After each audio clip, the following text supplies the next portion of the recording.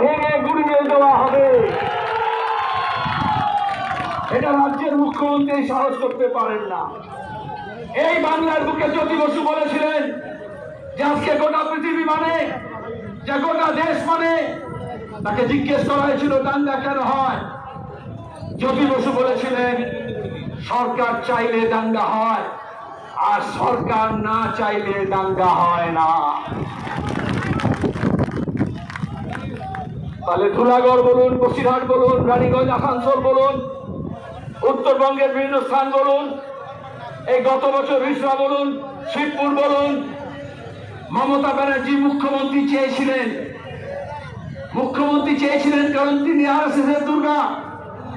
RSS তাকে করিয়েছে, খাইয়েছে, লোক বল জুটিয়েছে, কর্পোরেট ফান্ড দিয়েছে, টাকা দিয়েছে, মুরব্বিয়ানা দেখিয়েছে। আর তারপরে যত সবাইকে এক কাট্টা করেছিলেন, জামাত, জমিয়ত, মাওবাদী, এসইউসি, বিজেপি সব এক হয়ে বলেছিল লাল হটাও, দেশ বাঁচাও। লাল হটেছে কিন্তু দেশ বাঁচেনি। তাই আজকে দেশ বাঁচাতে হলে আবার লাল ঝান্ডাকে মজবুত করতে হবে, উঁচু করে তুলে ধরতে হবে।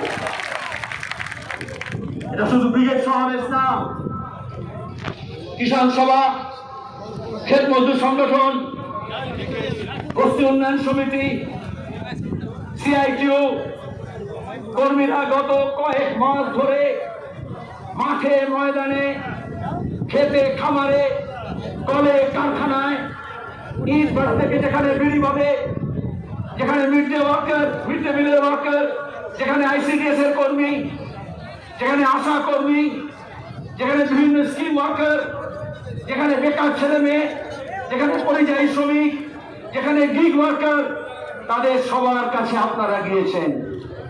যে কৃষক ফসলের দাম পায় না তার লড়াই, যার সার কালোবাজারি হয় তার লড়াই, যে ফসল রাখার জায়গা পায় না কোল্ড স্টোরেজে তার লড়াই, যে মজুরি পায় না তার লড়াই, যে বেকার কাজ পায়নি তার লড়াই, আর যারা কাজ পেয়েও এই তৃণমূলের অপদার্থতার দুর্নীতির জন্য কাজ হারিয়েছে তাদের লড়াই।